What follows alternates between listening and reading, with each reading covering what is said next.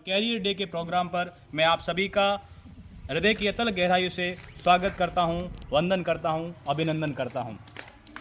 आज के इस कार्यक्रम में हम ये जानेंगे, आज के इस कार्यक्रम में हम स्वामी विवेकानंद जी के जीवन के बारे में संक्षिप्त परिचय को जानते हुए ये जानने का प्रयास करेंगे कि उन्होंने अपने जीवन के अंदर ऐसे कौन से कार्य किए जिसकी वजह से आज उनके जन्म और मृत्यु के सैकड़ों साल के बाद में भी हम उनको याद करते हैं। आज भी वे हमारे जीवन के अंदर प्रासंगिक है। ऐसे उन्होंने कौन से कार्य किए होंगे। 1893 का अमेरिका के शिकागो के अंदर धर्म सभा के अंदर उनके द्वारा सनातन धर्म का प्रतिनिधित्व करते हुए जो भाषण दिया गया था, केवल उस भाषण के आधार पर अगर हम स्वामी विवेकानंद जी की विरासत के साथ में अगर सही तरीके से न्याय नहीं कर सकते हैं। उन्होंने इसके अलावा युवाओं के लिए कौन कौन से मुख्य कार्य किए, इसके अलावा भारत की संस्कृति, अध्यात्म, धर्म और नारी शिक्षा के साथ साथ लक्ष्यों को किस प्रकार से हम प्राप्त कर सकते हैं, उनके लिए बहुत से ऐसे कार्य किए जिनकी वजह से हम उनके जन्म दिवस को युवा दिवस और कैरियर डे के रूप में मनाते हैं। मैं एक कहानी के माध्यम से आपको बताना चाहूँगा कि एक बार स्वामी जी अपनी कुटिया में बैठे हुए थे। वे किसी विषय पर विचार विमर्श कर रहे थे। उस समय एक व्यक्ति उनके पास में आता है और कहता है कि स्वामी जी, मैं अपने जीवन के अंदर बहुत मेहनत करता हूँ, ईमानदारी से मेहनत करता हूँ, लेकिन मुझे वांछित सफलता की प्राप्ति नहीं होती है।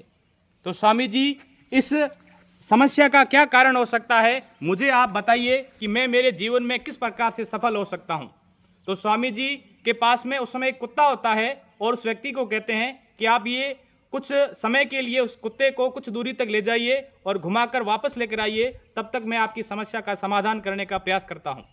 वो व्यक्ति थोड़ी दूर जाकर उस कुत्ते को घुमाकर वापस लेकर आता है। तो जब वो वापस पहुँचता है उस समय वो कुत्ता बहुत हाँफ रहा होता है, लेकिन जो व्यक्ति होता है वो एक सामान्य अवस्था के अंदर होता है।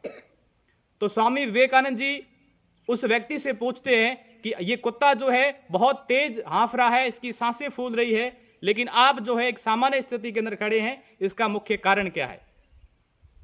तो वो व्यक्ति बताता है कि जब हम मार्ग में चल रहे थे तो मुझे ये पता था कि मुझे एक निश्चित दूरी तक जाकर वापस आना है, तो मैं मेरे केवल लक्ष्य की ओर अग्रसर था, लेकिन ये जो कुत्ता था मार्ग में आने वाले हर व्यक्ति के प्रति इधर उधर दौड़ रहा था, भाग रहा था, जिसकी वजह से ये इसकी सांसें जो है फूल रही है।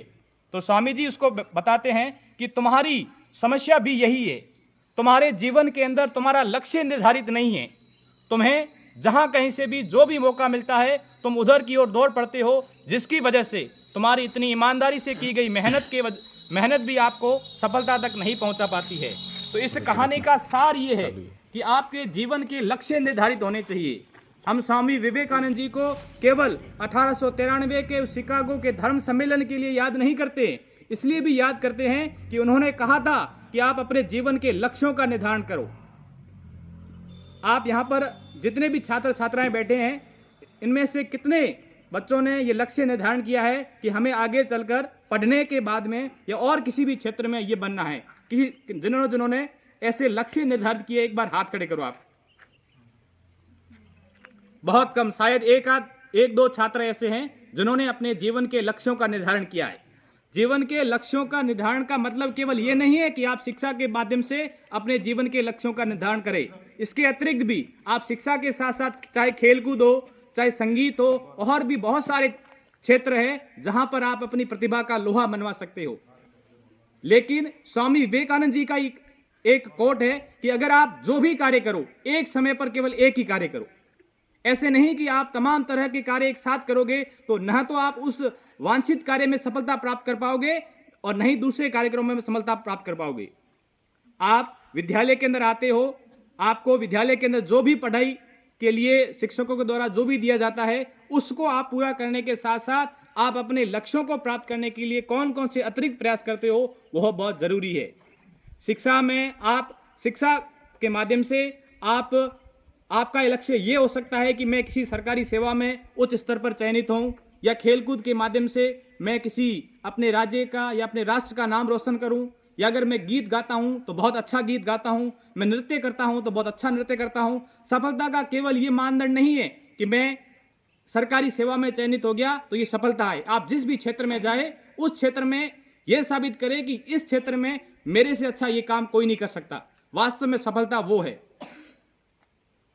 जब भी आप विद्यालय के जीवन के बाद में या विद्यालय के जीवन के अंदर जब भी आप अध्ययन में या अन्य किसी भी कार्यक्रम में अपने लक्ष्यों की प्राप्ति के लिए कार्य करेंगे तो आपके जीवन में बहुत सारी समस्याएं भी आएगी।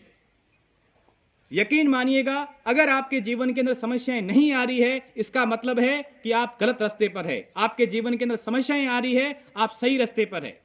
क्योंकि परमपिता परमेश्वर जब भी आपको कुछ देने का निश्चय करता है तो उससे पहले वो आपकी परीक्षा जरूर लेता है कि आप इस पद को धारण करने के योग्य है या नहीं है। जितना बड़ा पद होगा, जितने बड़े आपके लक्ष्य होंगे, उतने बड़े आपके संघर्ष होंगे। जब तक आप उन संघर्षों का सामना करते हुए अपने जीवन के अंदर आगे नहीं बढ़ोगे, आपको वांछित लक्ष्यों की प्राप्ति नहीं होगी। आपके अंदर जो क्षमताएं हैं, जो आपकी प्रतिभा है, उस प्रतिभा और क्षमता को निखारने के लिए आपके जीवन के अंदर बहुत सारे उतार चढ़ाव आएंगे। उन उतार चढ़ावों से घबराना नहीं है। मैं 2 पंक्तियां पढ़ूंगा कि नौका तट को छोड़ चली, कुछ पता नहीं किस ओर चली, ये बीच नदी की धारा है, सूझता नहीं कोई कूल किनारा है, ले लील भले ये धार मुझे, लौटना नहीं स्वीकार मुझे। मैंने जो कुछ भी तय किया है, मैं उस लक्ष्य की प्राप्ति के लिए चाहे किसी भी प्रकार की समस्या आए, मैं उन समस्या का सामना करूंगा, अपने लक्ष्यों को प्राप्त करूंगा। आप जब भी अपने लक्ष्यों के प्रति पूर्ण ईमानदारी के साथ में और लगन के साथ में मेहनत करोगे तो यकीन मानिएगा आपको वो सफलता निश्चित मिलेगी। समय जरूर लगेगा, हो सकता है कि आपके प्रयासों में किसी प्रकार की कमी हो, आपने जो मेहनत कर रहे हो आप सही दिशा में नहीं कर रहे हो, उस वजह से आपके अतिरिक्त प्रयास लग सकते हैं, लेकिन आपको सफलता जरूर मिलेगी। एक अगर टूटी हुई कश्ती जो होती है, कश्ती का मतलब नाव होता है, एक टूटी हुई कश्ती अगर बगावत पर उतर आती है तो कुछ दिनों तक तूफानों का उठना भी बंद हो सकता है। और आप अभी जीवन की ऐसी अवस्था के अंदर हो जहां से आप अपने मन पसंद के लक्ष्यों को प्राप्त कर सकते हैं। इसके अतिरिक्त हम इस स्वामी विवेकानंद के जीवन को युवा दिवस के साथ साथ कैरियर डे के रूप में मनाते हैं कि हम अपने विद्यालय शिक्षा को प्राप्त करने के बाद में या विद्यालय शिक्षा के दौरान इसके बाद में अपने भविष्य का चयन किस प्रकार से करें कि हमें रोजगार भी मिले, हमारी आर्थिक जो भी आवश्यकता है उनकी भी पूर्ति हो, हमारी सामाजिक जो भी प्रतिष्ठा है उसका भी हमें मिले। इन सभी व्यवस्थाओं को देखते हुए हम जो है अपने जीवन के अंदर किसी न किसी प्रकार के करियर का चुनाव करें। जब भी आपके अपने करियर का चुनाव करें तो अपनी क्षमताओं को जरूर परखें। एक बार अपने अंदर झांक कर देखें कि मैंने जिस विषय का चयन किया है उस विषय के प्रति मैं कितनी मेहनत करता हूं, उस विषय को क्या मैं प्राप्त करने के योग्य हूं। मैं ये तय करता, मान लीजिए कि मैं ये तय करता हूं कि मैं किसी बड़े पद को धारण करने की लक्ष्य तो निर्धारित करता हूं, लेकिन उस लक्ष्य को प्राप्त करने के लिए जो तरीके हैं, उसके जितने प्रयास है, जो मेहनत है, अगर मैं मेहनत नहीं करता हूं तो वो लक्ष्य केवल निर्धारित करने से लक्ष्य प्राप्त नहीं होगा। फैसला जो कुछ भी हो मंजूर होना चाहिए, जंग या मुकाबला भरपूर होना चाहिए। इन हाथों ने बरसों पत्थर घिसे हैं, अब इन हाथों में कोई कोहिनूर होना चाहिए। आप इस सुदूर राजस्थान की रेगिस्तानी जमीन पर रहते हो, यहां पर जन्म लेना अपने आप में एक संघर्ष है।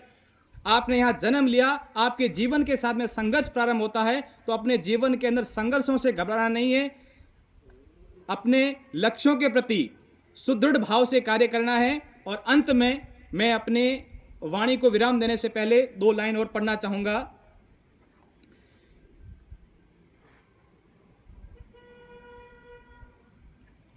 सॉरी, मुझे लाइन याद नहीं आ रही।